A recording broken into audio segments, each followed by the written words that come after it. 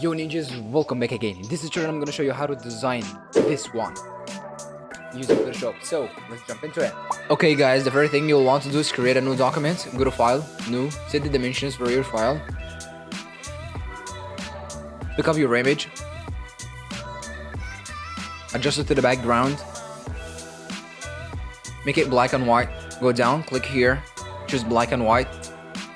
Go to rectangle tool. Set the size. Click OK. Change the color to white. Adjust it here. Type your own text. Go to text layer. Then follow the process.